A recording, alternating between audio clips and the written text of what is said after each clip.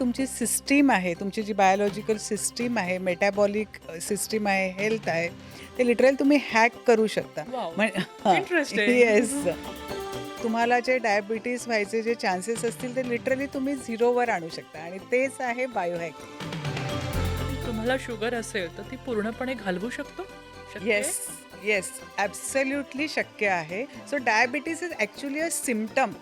तर तुमची lifestyle important.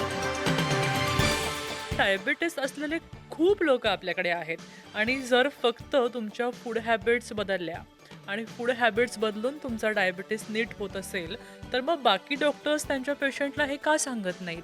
Diabetes तुम्हाला डिटेक्ट होतो ना, त्याच्या आधी जवळ-जवळ 5 ते 6 वर्ष ते तुमच्या शरीरात ती प्रोसेस चालू असते. हं.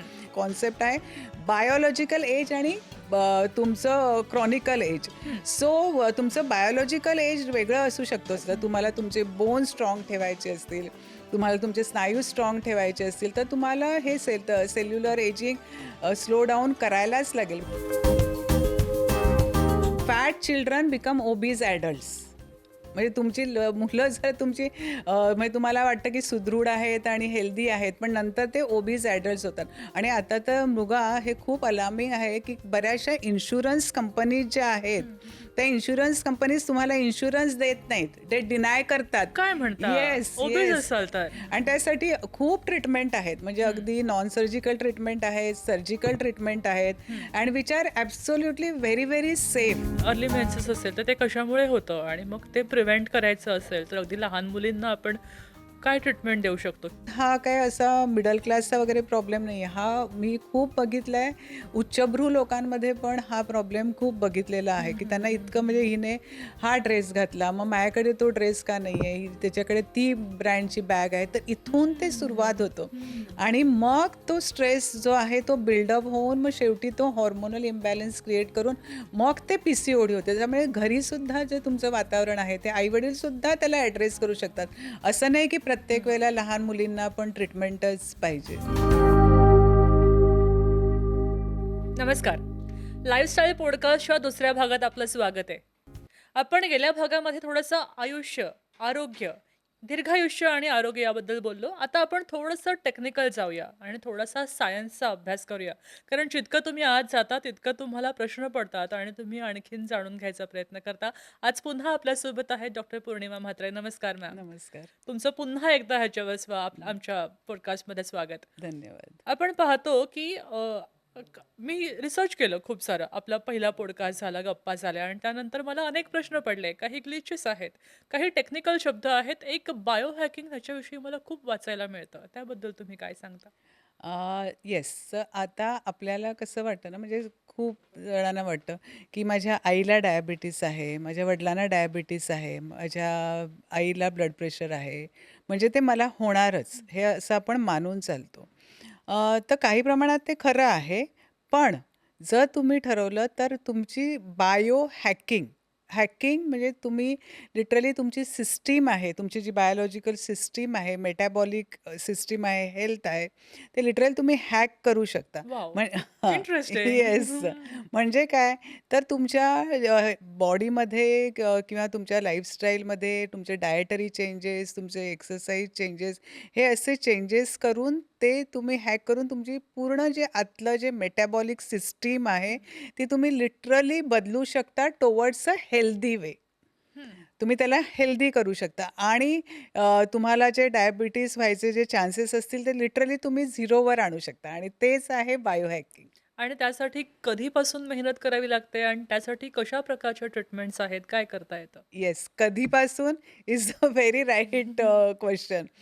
ॲक्चुअली जर तुम्ही समजा न्यू पेरेंट असाल, आई-वडील असाल, तर अगदी तुम्ही तुमचं मूल जेव्हा जन्माला येतं आणि खायला लागतं, तेव्हापासूनच तुम्ही ती सुरुवात करायची असते. हं, म्हणजे तेव्हापासूनच त्यांना हेल्दी खाणं, हं, खाण्याची सवय लावायची असते.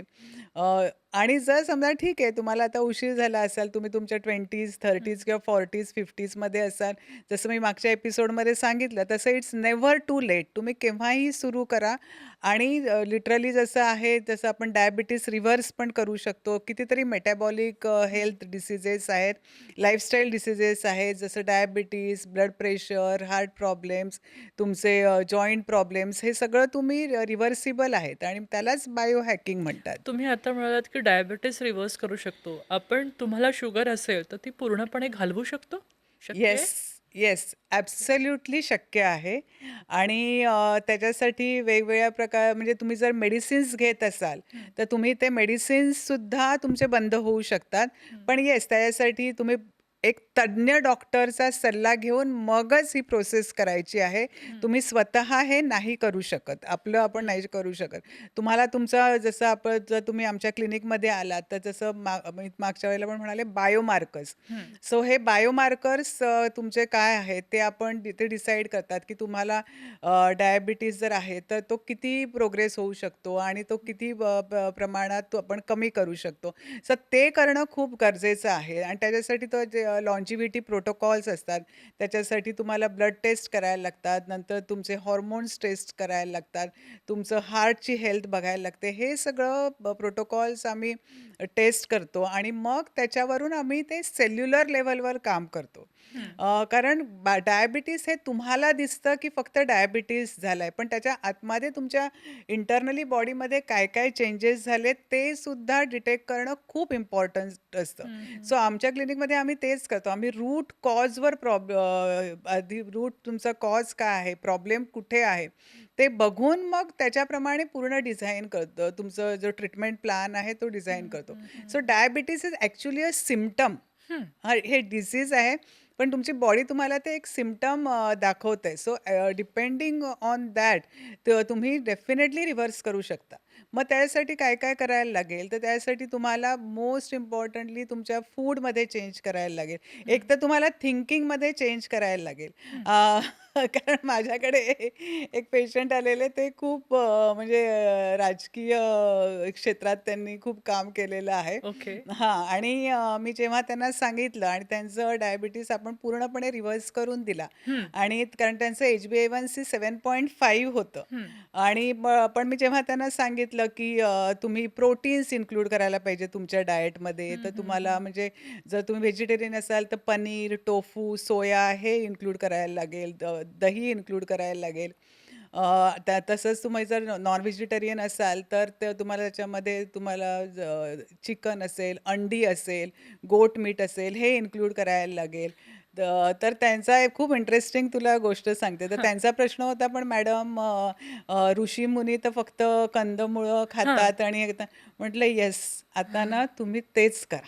हं. तुम्ही सगळं सोडून द्या, हिमालयात जा आणि मेडिटेशन करा आणि कंदमुळं खा. मग म्हटलं तुम्हाला हे चालेल." हं. तर तुमची लाईफस्टाईल इम्पॉर्टंट आहे. तर इम्पोर्टंट. तुमची जर तुम्ही लाईफस्टाईल जसं असेल, त्याप्रमाणे तुम्हाला ते डिझाइन करायला लागेल. मग तुम्हाला तुमचं तुम्ही सकाळी किती वाजता उठता, कधी झोपता, तर तुम्ही काय खाता, ब्रेकफास्टला काय खाता, लंचला काय खाता, डिनरला काय खाता, मग तुमची ॲक्टिव्हिटी किती आहे, तुम्ही किती चालता, किती जिमला जाता का आणि तुमचं स्ट्रेस लेव्हल काय आहे. अकॉर्डिंग टू हा सगळा प्लॅन डिझाइन करून डायबिटीज रिव्हर्स करता पण मला येतं. पुन्हा एकदा प्रश्न पडतो आणि मग मला पुन्हा वाटतं, की तुमच्यावर विश्वास ठेवायचा का? तुम्ही डायबिटीजबद्दल बोललात. डायबिटीज बरा होऊ शकतो. मग आज आपल्याकडे असे खूप लोक आहेत ज्यांना डायबिटीज आहे, ज्यांना शुगर आहे आणि ते रोज गोळी घेतायत त्यासाठी. प्रत्येक वेळी जेवणाच्या पूर्वी गोळी घेतायत. त्यांना कार्ब्स खायचे नाहीये, त्यांना शुगर खायची नाहीये आणि ते संपूर्ण आयुष्य तसंच घालवतायत.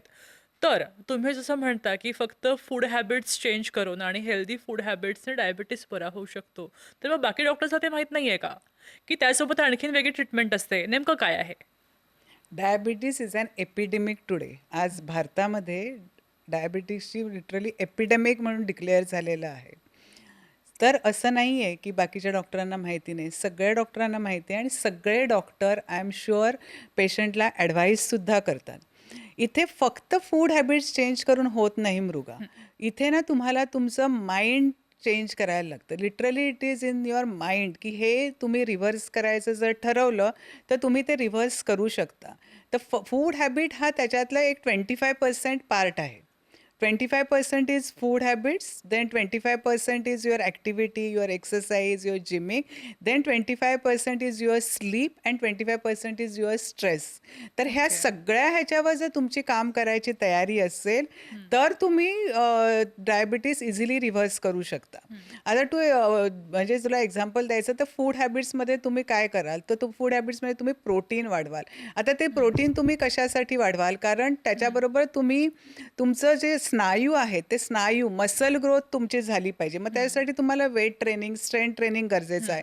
कारण का कारण तुमच्या शरीरात जी साखर जाईल जेवढे तुमचं स्नायूचं हं, प्रमाण जास्त असेल तुमच्या शरीरामध्ये तेवढे ते स्नायू तुमची साखर शोषून घेतील, साखर ॲब्झॉर्ब हं, करतील. हं. कारण जरी तुम्ही साखर नाही खाल्ली तरी सुद्धा जे काही तुम्ही कार्बोहायड्रेट्स खाताय इतर फूड खाताय त्याचं साखरेमध्येच कन्व्हर्ट होतं आणि मग त्याच्यानंतर तुमचं स्लीप कारण स्लीप आहे हा तुमचा रिकव्हरी फेज आहे. जर म्हणजे हं, तुम्ही तिथे लिटरली नवीन तुमचं सगळं ज्या पेशी आहेत तुमच्या सेल्स आहेत त्या रिजनरेट होतात. हं. नवीन त्याला जीवनदान मिळतं. तोच ती स्लीप तेवढी इम्पॉर्टंट आहे. परत तुमचं बरोबर. स्ट्रेस मग स्ट्रेसची लेवल तुमची किती आहे आणि तुम्ही त्याच्यासाठी काय करत आहात तुम्ही कसं एन्जॉय म्हणजे तुम्ही काम पण करतात पण कामाबरोबर इट्स व्हेरी नक्कीच. Important to enjoy also. Good. तुम्ही आता सेल्सबद्दल बोललात. मी याच पॉइंटवर येते.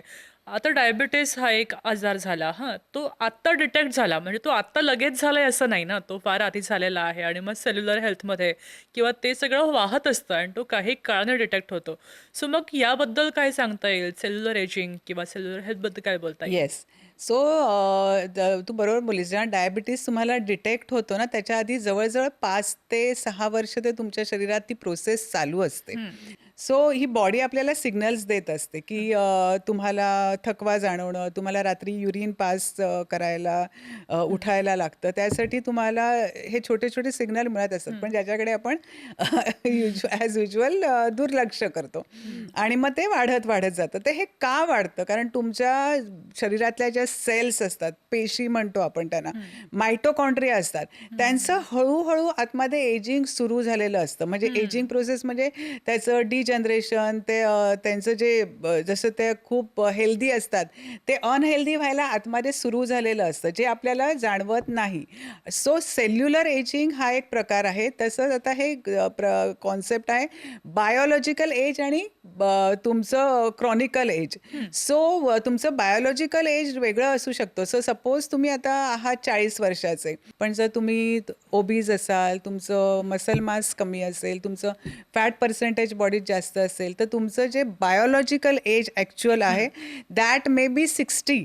हं, सो हे खूप अलार्मिंग आहे की तुम्ही हं, तुमचं जे क्रोनॉलॉजिकल एज आणि biological age should be same.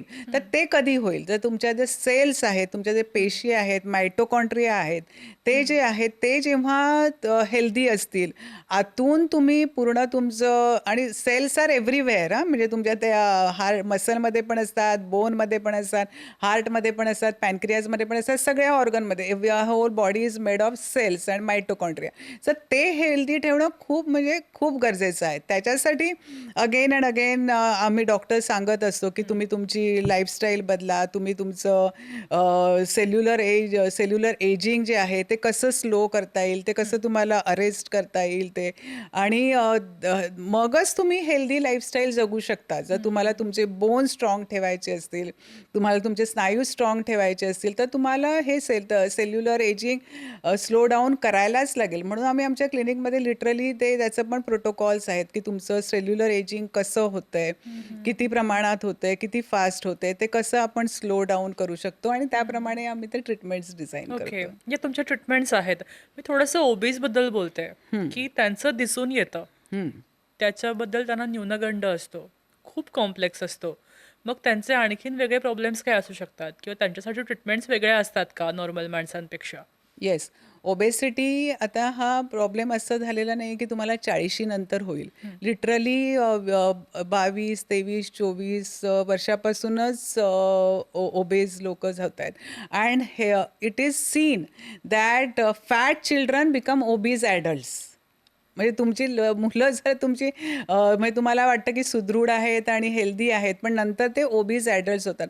आणि आता तर मृगा हे खूप अलार्मिंग आहे, की बऱ्याचशा इन्शुरन्स कंपनीज ज्या आहेत, त्या इन्शुरन्स कंपनीज तुम्हाला इन्शुरन्स देत नाहीत. ते डिनाय करतात. काय म्हणता? Yes, obese yes. असाल तर? येस, तुम्ही जर फक्त 30-32 असाल, पण तुम्ही तुमच्या म्हणजे कारण ओबेसिटीमध्ये पण प्रकार आहेत. माइल्ड ओबेसिटी, मॉडरेट ओबेसिटी आणि मॉर्बिड ओबेसिटी. सगळे क्युरेबल आहेत? सगळ्या क्युरेबल आहेत. ओके. येस. ओके. पण जर तुम्ही मॉडरेट आणि मॉर्बिड असाल, तर त्या ह्याच्यामध्ये तुम्हाला इन्शुरन्स कंपनी मेडिकल इन्शुरन्ससुद्धा घेऊन देत नाही. सो हे म्हणजे खूप लोकांना असं वाटतं, "अरे काय ओबेसिटीमुळे जे होणारे डिसीजेस आहेत, आमच्याकडे इन्शुरन्स आहे, तर आम्ही ते क्युअर करू." कारण आता ते इन्शुरन्स कंपनीजना पण कळलेलं आहे, की जर हा माणूस ओबीस आहे, तर ह्याला पुढे जाऊन डायबिटीज होणार आहे. डायबिटीज झालं तर मग काय होणार आहे? तुमच्या किडनीजवर त्याचा परिणाम होणार आहे. तुमच्या आईजवर त्याचा परिणाम होणार आहे. येस, तुमचं आईजवर कसा परिणाम होतो? येस, डायबिटीज इज व्हेरी म्हणजे तुम्हाला कितीतरी लोकांचं डायबिटीज जे आहे ते ऑप्थॅल्मॉलॉजिस्ट म्हणजे आय स्पेशालिस्टकडे जाऊन डिटेक्ट झालेलं आहे. तुमची व्हिजन लवकर कमी व्हायला सुरुवात होते. तुम्हाला चष्मा लागतो. मग परत ग्लॉकोमासारखे आजार आहेत, तर ते तुम्हाला सुरुवात होतात. सिम्पल म्हणजे अगदी आय इन्फेक्शन सुरू होतं तुम्हाला, रिपीटेडली आय इन्फेक्शन सुरू होतं. सो तो पण तिथे पण डायबिटीज तुमचा बरं. डिटेक्ट होतो. सो मग त्यांना ते इन्शुरन्स कंपनीला कळलेलं आहे की हे दिस इज अ मेटाबॉलिक सिंड्रोम. तर तुम्हाला त्यांना जर तुम्ही ओबीज असाल तर तुम्हाला डायबिटीस होईल, मग किडनी प्रॉब्लेम होईल, मग हार्ट प्रॉब्लेम तुम्हाला होणार, ब्लड प्रेशर होणार, कोलेस्ट्रॉल होणार. So that is why they are doing lot of screening for okay. This obese people. आणि हे सगळं क्युरेबल आहे आणि अगदी इझिली क्युरेबल आहे जर तुम्ही ठरवलं. आणि इट इज एक असं म्हणतात की weight loss is more in the mind than in the body. जर तुम्ही ठरवलं तर तुम्ही वेट लॉस आरामात करू शकता. आणि वेट लॉसमध्ये तुम्हाला फॅट लॉस करायचा आहे. आता तर आम्ही वेट लॉस म्हणतही नाही, म्हणजे ॲटलिस्ट मी तरी नाही म्हणत. It is fat loss. कारण तुम्हाला तुमचा मसल लॉस करायचा नाही आहे, स्नायू तुम्हाला लॉस करायचा नाही, तर तुम्हाला तुमची फक्त चरबी जी आहे शरीरातली ती कमी करायची आहे. आणि त्यासाठी खूप ट्रीटमेंट आहेत, म्हणजे अगदी नॉन सर्जिकल ट्रीटमेंट आहेत, सर्जिकल ट्रीटमेंट आहेत, and which are absolutely very very safe. कारण ऑफकोर्स पण ते सेफ जेव्हा असतात तेव्हा तुम्ही तज्ज्ञ डॉक्टरांकडे जाता. तज्ज्ञ डॉक्टर आम्ही पूर्ण स्क्रीनिंग करतो. म्हणजे तुमचं हार्ट बरोबर आहे का ते बघतो, तुमचं बाकीचं तुम्हाला काही हेल्थ इश्यूज आहेत का ते बघतो, ब्लड टेस्ट सगळ्या करतो. आणि त्याच्यानंतर जर तुम्हाला सर्जिकल ट्रीटमेंट हवी असेल तर आम्ही ती सुद्धा देतो. आणि जर नॉन सर्जिकली आहेत तर ते पण देतो. पण ही कुठलीही जी ट्रीटमेंट आहे जस्ट ॲज अ ट्रीटमेंट नाही वर्क करत फॅट लॉसचा. It will just help you to lose fat in two up to certain kgs. But त्याच्यानंतर जे आहे ते तुम्हाला लाईफस्टाईल चेंज हा खूप गरजेचा आहे. पण ही ट्रीटमेंट पण का गरजेची आहे मृगा, मी तुला सांगते. जर समजा मी तुझ्या हातामध्ये 10-10 केजीचे 2 डंबेल दिले, तर तू किती वेळ धरू शकशील? फार फार तर एक 5 मिनिट सुद्धा 5 मिनिटं. नाही, 2 मिनिट. नाही, आणि समजा कोणाची विल पॉवर असेल तर 10 का मिनिटं. धरायचे हा प्रश्न पहिले पडेल. हां, पण 10 मिनिटं, 15 मिनिटं. बट यू जस्ट इमॅजिन ही जी ओबीज लोकं असतात ना, म्हणजे कधी-कधी वाईट वाटतं त्यांच्याबद्दल, की हे लोकं हे वेट जे आहे, एक्स्ट्रा वेट आहे त्यांच्या शरीरात, 20 किलो, 30 किलो, हे 24 तास ते घेऊन चालत कॅरी असतात आणि त्यांची सगळी ॲक्टिव्हिटी करत असतात. आणि म्हणून की दुसरा एक त्याचा हे आहे, की जे तुमचं शरीर आहे, ते तुमच्या शरीराचा आकार कितीही मोठा असू दे, पण तुमचं हृदय जे आहे ना, ते तुमची मूठ आहे ना, तेवढंच त्याची साईज असते. आणि ते बिचारं तुमचं हृदय तुम्हाला 24 तास तुमच्या अगदी शेवटच्या पेशीपर्यंत तुम्हाला रक्तपुरवठा करत असतो. तर जेव्हा तुम्ही ह्या ट्रीटमेंट्स घेता, तुमचं फॅट थोडं तुमचं वजन आणि फॅट थोडंसुद्धा कमी करता, ते हृदय आधी तुम्हाला थँक्यू म्हणतं. की चला, माझ्यावर जो भार पडत होता तो तुम्ही थोडा तरी कमी केला. केलात. ओके. मग तुम्ही आता मला ओबेसिटीसाठी ट्रीटमेंट सांगितल्या, सर्जिकल, नॉन सर्जिकल, क्युरेबल आहेत. ओके. तुम्ही तुमची ओबेसिटी आटोक्यात आली आहे. पण त्याच्यामुळे झालेले जे बाकी प्रॉब्लेम्स तुम्ही आत्ता सांगितले, की तुम्हाला डोळ्यांची हेल्थ तुमची खराब झाली आहे. तर ते सगळं पण रिकव्हर होतं, की त्यासाठी तुम्हाला पुन्हा ऑप्थेल्मॉलॉजिस्टकडे जावंच लागतं? Up to certain extent. आता किती ते खराब झाले ते बघायला लागतं.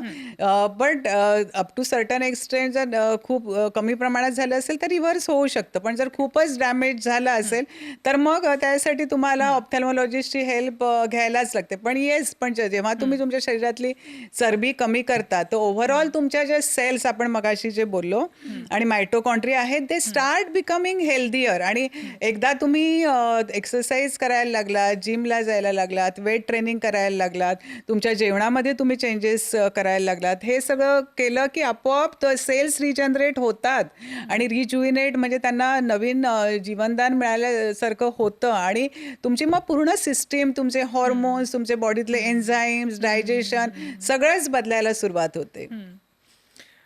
एक सध्या कन्सेप्ट आहे आपल्याकडे की 60 वर्षाचे झाले की आपण रिटायर होतो आणि मग त्यानंतर आता काय, आता मी रिटायर झालोय, आता हे वय झालं माझं, हे आपण नेहमी म्हणतो आणि हे खूप गृहीत धरून चाललोय आपण वयाला. तर ते कितपत तथ्य आहे? त्या काळामध्ये सुद्धा हेल्दी आयुष्य जगता येतं का? अगदीच जगता येतं. आणि आपल्याकडे हे आहे की वयोमानाप्रमाणे चालायचंच. हे म्हणजे काय, आता माझे सांधे दुखतायत तर वयोमानाप्रमाणे हे चालायचंच. माझे केस गळतायत तर वयोमानाप्रमाणे हे चालायचंच. हे जे आहे ना ते मानसिकता, ही मानसिकता आपल्याला बदलणं खूप गरजेचं आहे. कितीतरी म्हणजे आता मी म्हणजे असं नाही की दुसऱ्या देशात, अगदी आपल्या देशात सुद्धा आपण बघतो 60व्या वर्षी लोक नवीन उद्योग सुरू करतायत आणि उद्योजक बनतायत. अगदी पुरुष काय, महिला काय, हे बनतायत. तर का नाही तुम्ही तुमचं हेल्थ आणि तुम्ही हेल्दी लाईफ का नाही जगू शकत? आणि रिटायर, आय थिंक आपण मेंटली रिटायर होतो, आपली बॉडी आधी रिटायर होत नाही, आपण माइंड आपलं आधी रिटायर होतं. तर एकदा जर ती आपण ही मानसिकता बदलली तर आपण डेफिनेटली हे बदलू शकतो. हो, पण आता हे एजिंग म्हटलं तर नॅचरल आहे. म्हणजे आपण म्हातारे होणारच आहोत. मग ते पॉझिटिव्ह एजिंग कसं कसं करता येईल? किंवा त्यासाठी म्हणजे आता तुम्हाला एक्सेप्ट करायचं आहेच, की आता माझं वय झालंय, मी 70+ आहे आणि मग तेव्हासुद्धा रडत-कुढत न बसता त्या आजारांसोबत जर तुम्हाला हेल्दी जगायचं आहे, तर त्यावेळी काय करता येतं? Yes, definitely. आधी आपलं एजिंग का होतं त्याला हं, आपण ऑक्सिडेटिव्ह स्ट्रेस म्हणतो. हं, जर तू बघितलं, जर सफरचंद जर तू कापलंस तर ते फ्रेश सफरचंद वेगळं दिसतं. आणि अगदी ते 2 ते 3 तास तू बाहेर ठेवलंस तर ते असं ब्राउनिश व्हायला लागतं, सॉफ्ट व्हायला लागतं. कारण this is called as oxidative stress. जे आपल्या बॉडीमध्ये आपली जी रोजची ॲक्टिव्हिटी आहे, अगदी ब्रीदिंग आणि सिम्पल ॲक्टिव्हिटी अल्सो, हे सगळे आपल्या बॉडीमध्ये टॉक्सिन्स सिक्रेट होतात. हं. आणि ते टॉक्सिन्स सिक्रेट होऊन दे गेट जास्त करून ते लिव्हरमध्ये स्टोअर केले जातात.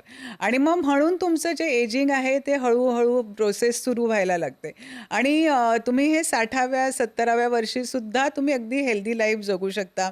त्याच्यासाठीच ते मी म्हणाले त्याप्रमाणे अँटी एजिंग ट्रीटमेंट्स आपण करतो. आणि त्या ओके. अँटी एजिंग ट्रीटमेंट्समध्ये पण पूर्ण असं त्याचा प्रोटोकॉल असतो. आपण आधी कुठलीही ट्रीटमेंट आम्ही आमच्या क्लिनिकमध्ये तर जोपर्यंत तुमच्या ब्लड टेस्ट करत नाही, तुमचं बॉडी हं, ॲनालिसिस करत हं, नाही, स्किन ॲनालिसिस करत नाही, आपण सुरूच करत नाही.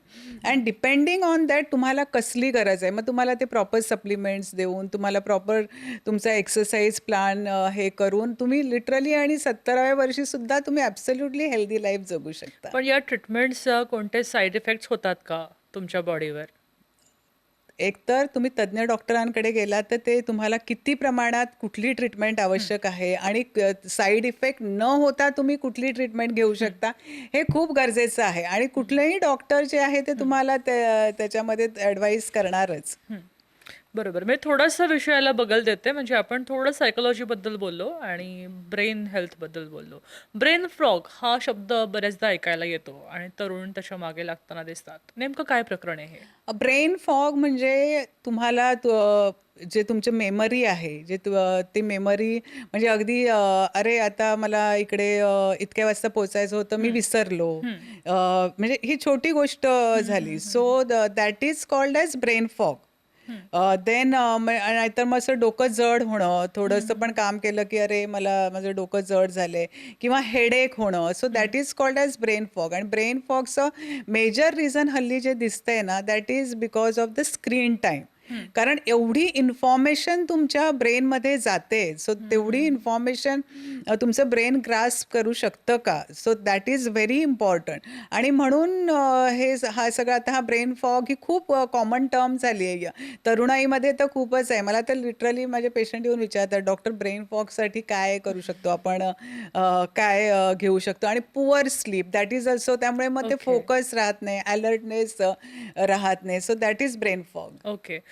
आपण कॉलेजमधनं बाहेर पडतो आणि मग खरं तर आपण जगायला सुरुवात करतो. मग आपल्याला घर घ्यायचं असतं किंवा आपल्याला फायनान्शियली स्टेबल व्हायचं असतं. आपल्याला पहिले पैसे मिळवायचे असतात आणि मग आपल्याला कळतं, की अरे मला हा प्रॉब्लेम आहे, म्हणजे मला हे करून घ्यायचं आहे, पण पहिले पैसे मिळवूया. तर मी स्क्रीनवर दिसतीये, मला लेझर ट्रीटमेंट करून घ्यायची आहे, पण पहिले पैसे मिळवूया आणि मग हे करूया. या पैसे मिळवायच्या नादामध्ये तो बरंचसं आयुष्य घालवून बसतो आणि मग त्यानंतर 40शी नंतर त्याला कळतं, अरे बापरे! आपण आपल्या हेल्थची काळजीच घेतली नाहीये. येस. तर तुम्ही काय सांगाल या लोकांना? इथेच लॉन्जिव्हिटी सायन्स तुम्हाला खूप हेल्प करतं.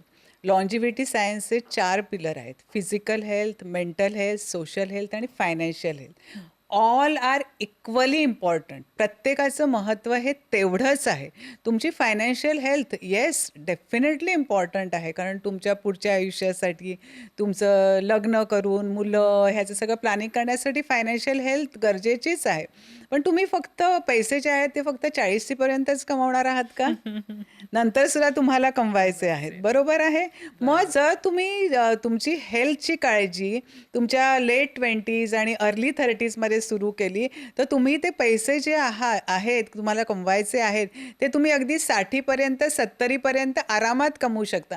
आणि नुसतंच पैसे कमवणं नाही मृगा, की ते पैसे कमवून ते तुम्हाला एन्जॉय पण करता आले पाहिजेत ना. नक्की. कारण माझ्या एका क्लायंटनेच म्हटलं होतं, की म्हणजे आणि लिटरली त्याचं असं झालं, तो माझ्याकडे आला व्हेन ही वॉज 50 आणि खूप मोठा उद्योजक आहे तो, हं, महाराष्ट्रातला नावाजलेला उद्योजक आहे. हं, आणि मग त्यांचं असंच झालं, की ते म्हणाले, "मी हेल्थकडे लक्षच दिलं नाही." त्यांना हं, लिटरली पॅनक्रियासचा प्रॉब्लेम झाला होता. हं, आणि हं. ते म्हणाले, "म्हणजे आता जेव्हा सगळं आहे, तेव्हा मी आता काही खाऊ शकत नाहीये आणि जेव्हा मी म्हणजे स्ट्रगल करत होतो, तेव्हा सगळं खाऊ शकत होतो. पण आता मी एवढे पैसे असून सुद्धा मी ते काही माझ्यावर करू खूप रेस्ट्रिक्शन्स आले आहेत आजारपणामुळे."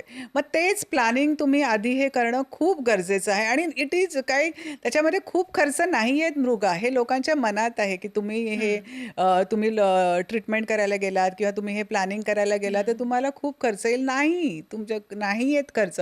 उलट तुम्ही जितकं आधी प्लॅनिंग कराल, तितकं तुम्हाला कमी खर्च येईल. म्हणजे असं फॉर एक्झाम्पल, जर तुम्ही लॉन्जिव्हिटीचं आधीच केअर करायला सुरुवात केली, उद्या तुम्हाला हेअर ट्रान्सप्लांट करायला लागणार नाही, कारण तुमचा हेअर फॉलच होणार नाही. होणार नाही. जस्ट एक छोटं एक्झाम्पल देते. ओके. त्यामुळे तो पुढचा खर्च सुद्धा तुम्ही वाचाल. आणि नक्कीच. अनदर थिंग इज, तुम्ही इन्व्हेस्टमेंट करता, तुम्ही हं, सिप करता. हं, सो हं, ही तुमची इन्व्हेस्टमेंट तुमच्या हेल्थमध्ये आहे. हं, आणि जसं तुम्ही फायनान्शियल इन्व्हेस्टमेंट करता, तसं तुम्ही हेल्थमध्ये इन्व्हेस्टमेंट करणं अतिशय गरजेचं आहे. हं, आणि हेल्थ म्हणजे फिजिकल हेल्थ झाली, मेंटल हेल्थ झाली. कारण mental health is also equally important. कारण जर तुम्ही बिझनेस करत असाल, किंवा तुम्ही कॉर्पोरेट क्षेत्रात असाल, तर तुमचं प्रमोशन होतं, तुमच्या हं, रिस्पॉन्सिबिलिटीज वाढतात. हं, मग तुम्हाला ते 40मध्ये जाऊन किंवा 45व्या वर्षी तुम्हाला डिप्रेशन नको यायला. अरे, मी आता हे हं, काम करू शकत नाही, किंवा बिझनेस हं, तुमचा नेहमी असाच चालेल असा हं, नसेल हं, ना हं, ग्राफ. हं, हं, बिझनेसमध्ये हं, चढ उतार हे होतच राहणार. सो ती काळजी तुम्ही कशी घ्याल, हे सगळं जर प्लॅनिंग तुम्ही आधी सुरू केलं, लॉन्जिव्हिटीचे ट्रीटमेंट सुरू केल्या, तर तुम्हाला हे प्रॉब्लेम्स नंतर येणारच नाही. आणि उलट तुमची जी फायनान्शियल केपेबिलिटी आहे, पैसे कमवायची जी केपेबिलिटी आहे, ती उलट वाढेलच ह्याच्यापेक्षा, हं. हे जर सगळं तुम्ही केलं तर. ओके. इथे मला बरंचसं मेंटल हेल्थ तुम्ही आत्ता म्हणालात तसं दिसतंय. म्हणजे तुम्ही लॉन्जेटिव्हिटीच्या ट्रीटमेंट्स देताना मेंटल हेल्थसाठी तुम्ही काय करता? त्यासाठी तुमच्या ट्रीटमेंट्स काही वेगळ्या आहेत का सायकॉलॉजिस्ट किंवा काउन्सिलर्सपेक्षा? येस, आम्ही सायकॅट्रिस्ट नाही, पण सायकॉलॉजी काउन्सिलर्सकडे डेफिनेटली रिफर करतो. हं, आम्ही स्वतःही काउन्सिलिंग करतो. जर कोणाला गरज असेल थेरपीची, तर ते तिकडे रिफर करतो. Because it is very important. आपण मेंटल हेल्थकडे लक्षच देत नाही आहोत. हं, जरी आपण समजा, जरा खूप लोक आहेत जे जिमला जातात आणि हे करतात, पण त्यांना कळत नाही की mental health is equally important आणि स्पेशली विमेन. कारण बायकांना तर इतकं ते आयुष्यात वेगवेगळ्या स्टेजेसमधून जायला लागतं. यंग मुलगी असते, मग तिचं लग्न होतं, मग तिला मूल होतं, मग ती मुलं मोठी होतात. सो ते खूप सायकोलॉजिकल अप्स अँड डाऊन्समध्ये त्यासुद्धा जातात. आणि त्याचा परिणाम इनफॅक्ट स्त्रियांमध्ये बऱ्याचदा वेट गेन हे it is related to their emotional level किंवा त्यांची इमोशनल कंडिशन काय आहे, सायकोलॉजिकल कंडिशन काय आहे. आणि त्यांना बिचाऱ्यांना ते कळतही नसतं की हे आपल्यामुळे आपल्याला आपलं वजन जे वाढतंय ते आपलं का वाढतंय, ते ह्याच्यामुळे वाढतंय की आपलं आपण थोडंसं डिप्रेशनमध्ये आहोत, सॅड आहोत. सो हे त्यांना अवेअरनेस देणं पण खूप गरजेचं आहे आणि ह्याचा खूप फायदा होतो. हं. मी तुम्हाला आता विचारते, की तुमच्याकडे आतापर्यंत खूप पेशंट्स आले असतील किंवा कन्सल्टेशन घ्यायला बरेच लोकं आले असतील. तुम्हाला चेहरा बघून कळत असेल, की कोणाचा काय प्रॉब्लेम आहे, कोणाच्या काय अपेक्षा आहेत. सो मला त्यांच्याबद्दल बिफोर आफ्टर एक्सपिरियन्स सांगू शकाल का? Yes, why not? हं. खूपच एक्सपिरियन्सेस आहेत, पण एक दोन मला शेअर करायला आवडेल. येस, चेहरा बघून तर कळतंच काय प्रॉब्लेम आहे हे तर नक्की कळतं. आणि कसं कुठलं म्हणजे इमोशनल बॅगेज असेल, स्पेशली विमेनमध्ये तर कळतंच कळतं. आणि हे फक्त मिडल क्लासमध्ये नाही आहे मृगा, अगदी उच्चभ्रू ज्या आहेत त्यांच्यामध्ये पण हे प्रॉब्लेम्स असतात. जसं माझ्याकडे एक पेशंट आली होती आणि म्हणजे ती बऱ्याचशा डायटिशियन्सकडे जाऊन आली होती आणि बरेच सगळे म्हणजे वेगवेगळ्या प्रकारचे डाएट्स केले होते आणि काही केल्या तिचं वजन कमी होत नव्हतं. आणि मग मी जेव्हा तिच्याशी बोलायला लागले आणि मग काय प्रॉब्लेम आहे, तर तिचा प्रॉब्लेम होता की तिची दोन्ही मुलं परदेशात गेलेली आहेत. नवरा मोठा बिझनेसमॅन आहे, तो बिझी असतो आणि ही घरी एकटी असते. त्यामुळे ती म्हणते की ती म्हणजे काही केलं ना, म्हणजे ते डाएट पण मी करायला गेले तरी मग तो एकटेपणा तिला इतका खात होता की कधी-कधी it is called as emotional binging. हं. म्हणजे तुम्ही जास्त खाता. तुम्ही जेव्हा सॅड असता आणि हे असता तेव्हा तुम्ही ते जास्त खाता. ओव्हर ईटिंग करतो ओव्हर आपण. ईटिंग करतो. मग जेव्हा मी तिचं तो प्रॉब्लेम जो आहे तो तिला ॲड्रेस केला आणि तिला सांगितलं, "हा तुझा ॲक्चुअल प्रॉब्लेम आहे." तर लिटरली मृगा तुला मी सांगते तिच्या डोळ्यात पाणी होतं. म्हणजे मला आजपर्यंत का कोणी हे सांगितलं नाही. ज्या डायटिशियनने गेले त्यांनी म्हणजे फक्त चार्ट लिहून दिले आणि हे केलं. आणि अनदर थिंग इज खरंय. ह्याचा प्रॉब्लेम तुमच्या हॉर्मोन्सवर पण होतो. तुमचं हं. थायरॉइड आहे, तुमचं पिट्युटरी ग्लँड आहे, तुमचे इस्ट्रोजन, प्रोजेस्टेरॉन, एड्रिनालिन, नॉरएड्रिनालिन तुम्हाला कळत नाही, पण म्हणजे कोणालाच कळत नाही. त्यांची चूक नाही आहे, पण त्याचा परिणाम होत राहतो. सो मग आम्ही तिचं ते ॲड्रेस केलं आणि मग तिला इनिशियली मी सांगितलं, "तू काहीच डाएट करू नकोस. हं. तू फक्त ॲटलीस्ट ना तू 40-45 मिनिट्स यू स्टार्ट वॉकिंग." कारण जेव्हा तुम्ही वॉकिंग करता तुमचे हॅपी हॉर्मोन्स सिक्रेट होतात आणि मग तो वेळ तुम्ही फक्त स्वतःसाठी देता. हं. आणि मग स्लोली शी रिकव्हर्ड. तिला जिथे ती चालायला जायची तिथे तिला तिच्या मैत्रिणी भेटल्या. So they were also healthy group. So that is called as social health, one of the pillar of longevity, community living, community bonding. आणि मग आणि देन आफ्टरवर्ड्स मग मी तिला वेट लॉसच्या ट्रीटमेंट्स दिल्या, फॅट लॉसच्या रादर.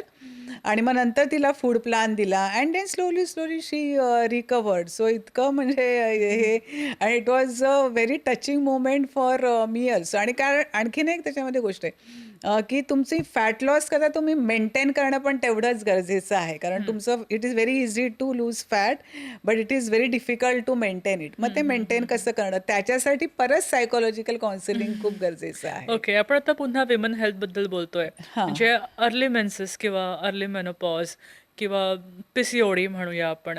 तर हे सगळे लाईफस्टाईल डिसीजेस आहेत. मग ते क्युअर करण्यासाठी किंवा अर्ली मेन्सेस असेल तर ते कशामुळे होतं? आणि मग ते प्रिव्हेंट करायचं असेल तर अगदी लहान मुलींना आपण काय ट्रीटमेंट देऊ शकतो? किंवा लहान आई-बाबा घाबरतात ना, की माझी अगदी 5-6 वर्षाचीच मुलगी आहे. तिला इतक्यात कशाला डॉक्टरकडे घेऊन जायचं? सो तसं काही करता येतं का? अव्हॉइड करता येतं का?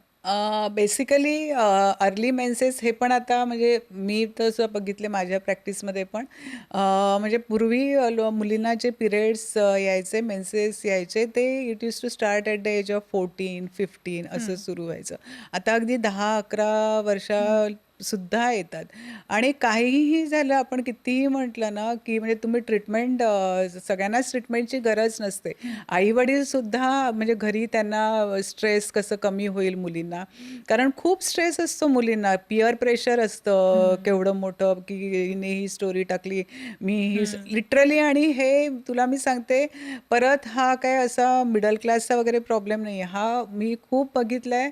उच्चभ्रू लोकांमध्ये पण हा प्रॉब्लेम खूप बघितलेला आहे, की त्यांना इतकं म्हणजे हिने हा ड्रेस घातला, मग माझ्याकडे तो ड्रेस का नाही आहे, त्याच्याकडे ती ब्रँडची बॅग आहे. तर इथून ते सुरुवात होतं आणि मग तो स्ट्रेस जो आहे तो बिल्डअप होऊन मग शेवटी तो हॉर्मोनल इम्बॅलन्स क्रिएट करून मग ते PCOD होते. त्यामुळे घरीसुद्धा जे तुमचं वातावरण आहे ते आई-वडीलसुद्धा त्याला ॲड्रेस करू शकतात. असं नाही की प्रत्येक वेळेला लहान मुलींना पण ट्रीटमेंटच पाहिजे. तर आता आपण म्हातारपण म्हणतोय, की तर हे नुसतं आजारीपण नाही, तर ही अनुभवसंपन्न अवस्था आहे. हे लोकांना दाखवायचं असेल, तर तुम्ही सल्ला काय द्याल डॉक्टर म्हणून? शेवटाकडे येतोय आपण.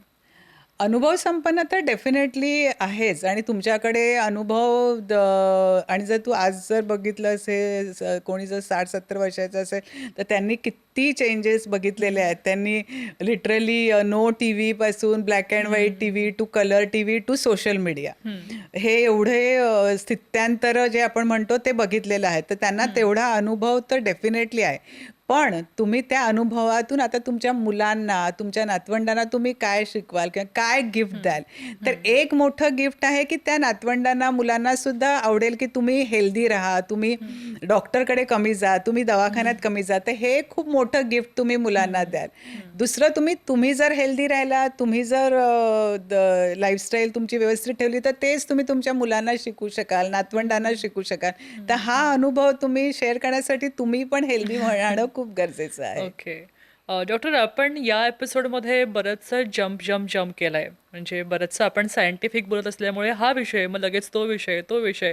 मी शेवट करायला इच्छा आहे माझी, आपण छोटीशी एक रॅपिड फायर घेऊया. येस. मी एक वर्ड सांगेन, तुमच्या डोक्यात जे येईल ते तुम्ही सांगा. 8 तास झोप.